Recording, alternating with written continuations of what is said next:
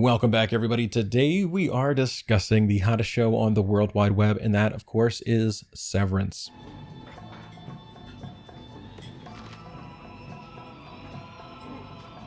Thought that was you. I'm here so that you and I can metaphorically hold hands, dive headfirst into an ether rabbit hole, and see exactly how Lumon splunks into their employees' brain holes. This video is all about the Four Tempers and how Kier Eagan tamed them to turn the world into his appendage. In my life, I have identified four components, which I call tempers, from which are derived every human soul. Woe, frolic, dread, malice. Each man's character is defined by the precise ratio that resides in him. I walked into the cave of my own mind, and there I tamed them. Should you tame the tempers as I did mine, then the world shall become but your appendage. It is this great and consecrated power that I hope to pass on to all of you, my children. Now that Season 2 has come and gone, we have a good batch of world-building data to turn into information. The Four Tempers are something that we've known about since Season 1, and while we get more insight into what they are, her tempers, the building blocks of her mind, we still don't know much about them nor how they came to exist as a mainstay in the Lumon's operation, aside from it being something that Kier did. Assuming that Lumon historians haven't altered the past already. We don't even know what they really do. I mean, consider what you just heard. What is a building block of someone's mind? Of course, you'd pervert our founder's message. I am going to start with the things relating to the Four Tempers that we know. Kier Eagan is quoted as having found this philosophical system. In my life, I have identified four components, which I call tempers. Every person has unique values which define their existence. Each man's character is defined by the precise ratio that resides in him. These tempers are something that can be conquered. I walked into the cave of my own mind, and there I tamed them. And in doing so, it is of great worldly benefit to control them. Should you tame the tempers as I did mine, then the world shall become but your appendage. And it is something that can be taught to others. It is this great and consecrated power that I hope to pass on to all of you. We also know that it exists in the depths of the testing floor, as we see the woe meter being used to calibrate Gemma. Gemma, where did you go? And it infests every floor and employee all the way up the corporate ladder to the Eagan family members themselves. The medical team says your tempers will rebalance quickly. So we know that it is a dynamic, ever-changing variable, but ultimately a benchmark of a person that both the innie and outie have. We know that the tempers in Kier's philosophy were created after a great trauma. It was here that I first encountered the temper woe. And just like how taming your tempers could lead to wonderful things, not taming your tempers can lead to terrible things. Now he's no one's brother, only chaos's whore. As far as I can tell, those are the things that we know to be true. I think that there is a little bit of wiggle room even in that, but I do want to get into the things that I have now much more inferred about the tempers, the things that I believe have much more room for interpretation. So sound off in the comments if you are reading these moments differently, and let us know your perspective. That's what it's all about. That's why we're here. That humanity thing, that social element. Starting off, taming your tempers is about introspection. I walked into the cave of my own mind, and there I tamed them. He doesn't describe this as a journey into the world for perspective or power, but a journey inward into how he operates and how he feels. This great power wasn't achieved by conquering others, but himself. And that doesn't mean that this isn't about conquering the world, as a world appendage line leads me to believe, and maybe others in Lumon to believe. But the core truth of this philosophy is that you must know the building blocks of your mind, and then you must be able to control them. It reminds me a lot of Stoicism, and if we look more closely at the painting from season 1, we can see the cave of the mind that Lumon believes in.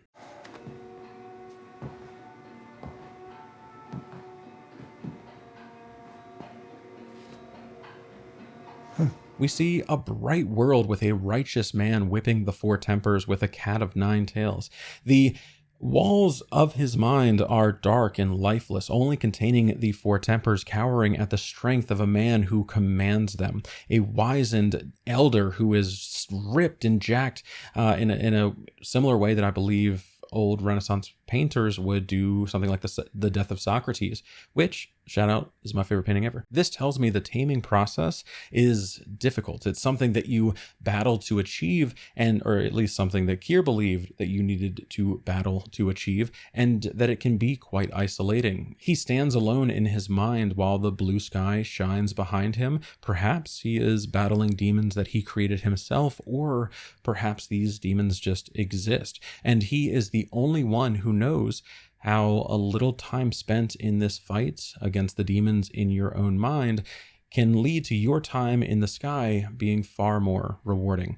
And in terms of the reward for this battle, all we really know is that The world shall become but your appendage. and we don't know what that means in the slightest. It could simply mean that his existence after achieving this stoic measure of himself was free from the anxieties that would inherently plague existence in the real world, or it could mean that being able to reduce every human to these four tempers makes them much easier to manipulate and control.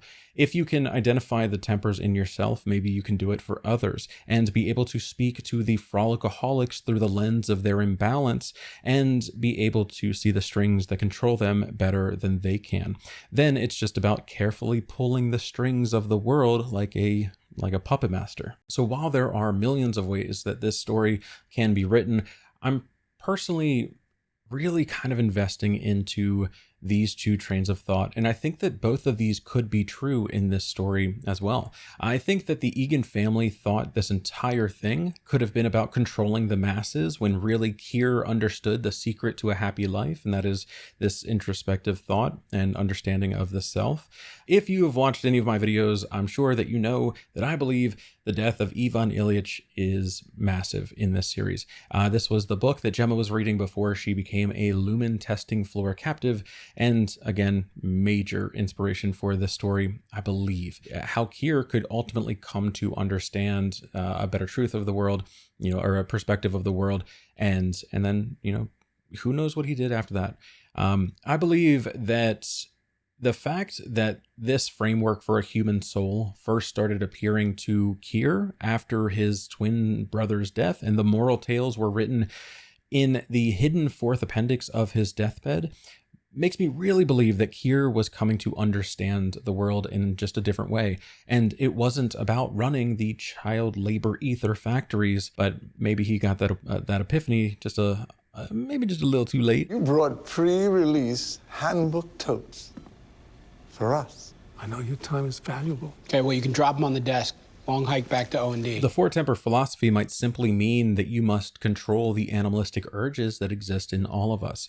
The primal parts of people that persisted from the time we were cavemen, and resource scarcity led to a human existence that was far more brutal and did not reward those that did not take from others what they needed. We are only here because our people were the ones that learned the benefits of socialization and won the various wars that have been waged since the dawn of mankind by all of our ancestors. And the four tempers could exist to say, we are past the point of warring, and we need to use our moment on Earth to understand why wars ever needed to be waged.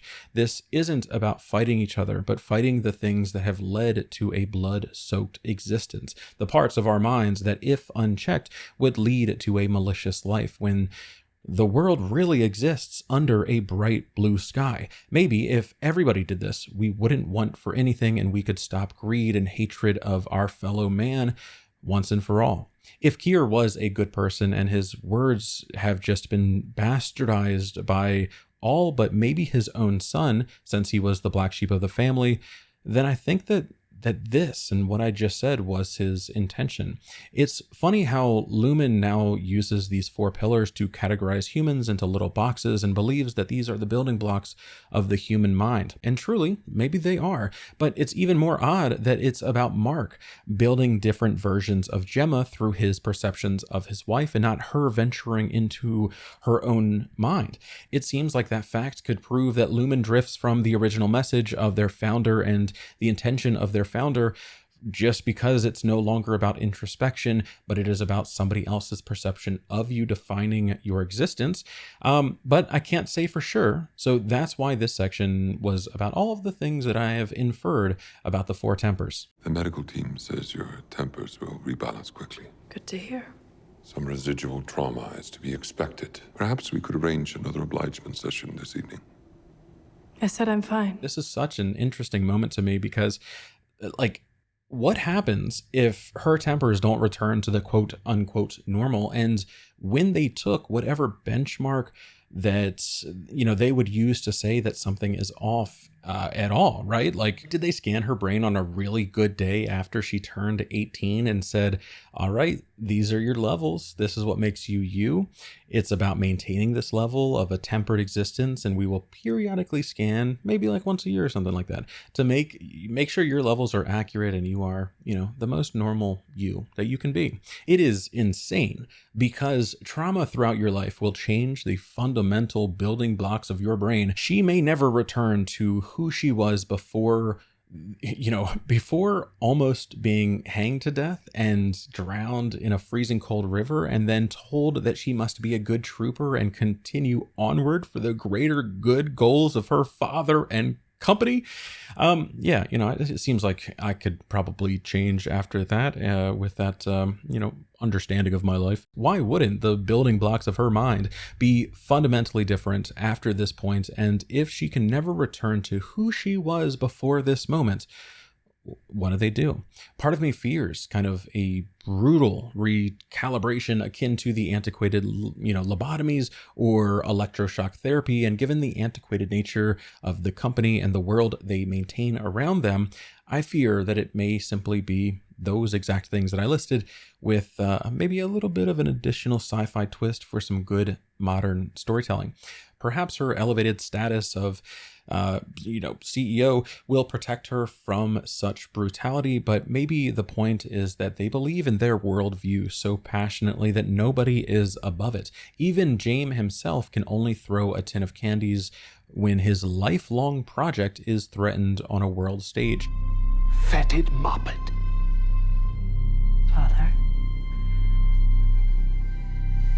And she cannot sincerely express herself either and must remain as stoic as possible.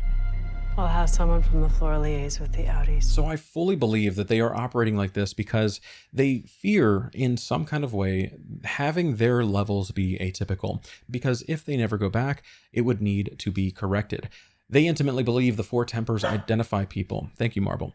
And like Kier said, all of us have a unique set of levels. So not being at the levels that you should be is basically saying that you aren't yourself anymore. It would be a terrible truth that they must feign having tamed tempers, because otherwise they would suffer. They'd have to be recalibrated, and everybody is just being silent because they don't want to be recalibrated, but also they're involved in the system that just does not work anymore. This would lead to a culture of people that can't express themselves and operate through a facade that likely trickles down to every employee under their employ, and the ship is ultimately sinking as nobody can actually say that there is a leak. It may be the reason the workplace culture is what it is. I'm sorry. Again. Mr. Drummond. Again. Having strict punishment for not being the perfect normal version of yourself would lead to people faking it to avoid the pain and stress of being treated, and that is how you end up with workers trying to kill themselves, the company declining, and outdated racial issues that continue because nobody can tell the boss that doing blackface Kier to thank a black man for his good company servitude is probably not the play. And perhaps the paintings and the somewhat complicated feelings they evoke.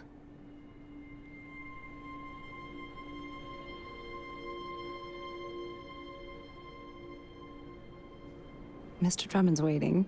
Now, I've talked about the four tempers as a whole quite a lot, but I do want to dive into them individually as well. In both the painting Kier taming the four tempers and the waffle party dance scene from season 1, these tempers have some kind of identity and a set of identities as well. Woe is a crying woman in a bridal dress, Frolic is a jester, Dread is an old woman, and Malice is a sexy ram.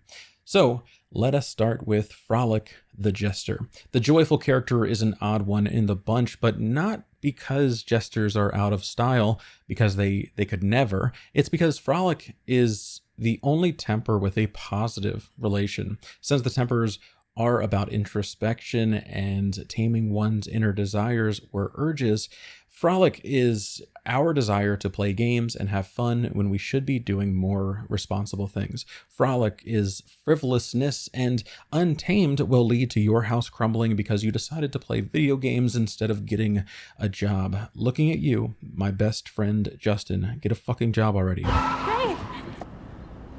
Sorry. It really is odd that this is the only positive building block of the mind, and I think that says more about the person or world this system was created in or by, rather than a truth saying that this is humanity. The Jester is said to be the person that could deliver the hard truths to the rulers of the world, often seen as a prized position, having the ear of the king or queen they served. It's unclear if that relates, but I learned that fact a couple years ago and just enjoy sharing that because that's pretty cool. And of course, next we come to Woe. This temper is represented by a saddened woman in a bridal dress, and it is the only temper that we know the origin of. And it was here that I first encountered the temper Woe, a gaunt bride, half the height of a natural woman. She spoke to me directly from her eyes and said, "This is your doing." The description Kier provides is interesting and makes me think that he is referencing a small person, but on further review, it could be describing a child bride as well. Like woe is deep sadness, and the inclusion of a wedding dress makes me believe that that is that it's about being married to someone or something that you're not happy with. I wonder if he was exposed to this at an early age and that's why this temper took this form. I think that untempered woe would lead to terrible things, including taking your own life or doing harm to others because of your sadness, this great sorrow. The story about his brother dying also takes place directly after he tells Dieter that they need to return home and working in the ether factory. Perhaps Dieter took his own life because of his woe. Finding death was preferred to the conditions that he faced in life. The story would be about Kier understanding suicide is a real thing and woe needed to be kept in check, and so the temper of woe was born. Next, we meet Dread. This is fear. But I also think it's kind of anxiety. It's represented by an old woman. Not a lot is known about this temper, but it's curious that it takes the form of a distressed older woman.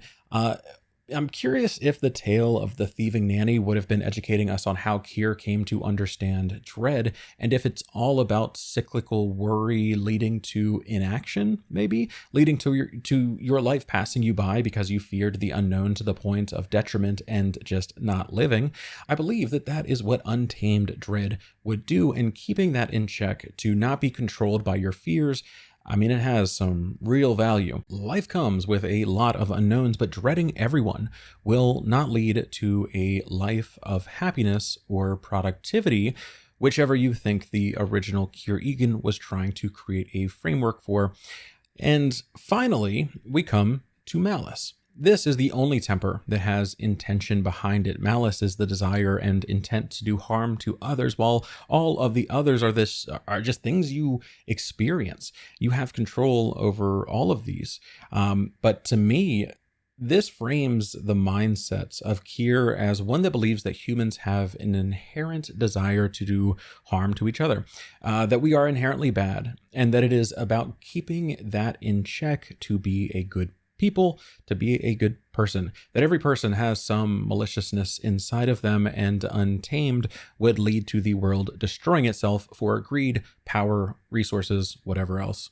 I think this being something that Kier is concerned about tells us a great deal. He wanted a positive outcome. He wanted a system that was acknowledging this. He wanted humans to be able to keep their malicious nature in check, and for those reasons and others, I think Kier might have had good intentions. Malice being represented by a ram, the only animal in the set, tells me that this is an animalistic nature that needs to be seen as such. A tamed Malice temper would do a great deal of good for everybody. Acknowledging that we need to share more, that we need to view people in a more positive light more often than we view them in a negative light, especially people that we don't know. To erase that malicious nature in ourselves would be to finally be able to lock arms and sing Kumbaya and keep our species from killing itself, which ultimately, I think is the whole point of this, right? And I think that looking at what each tamed temper provides a single person is going to show us how Kier wanted society to coexist. Somebody taming their malice would give empathy. Somebody taming dread would give hope.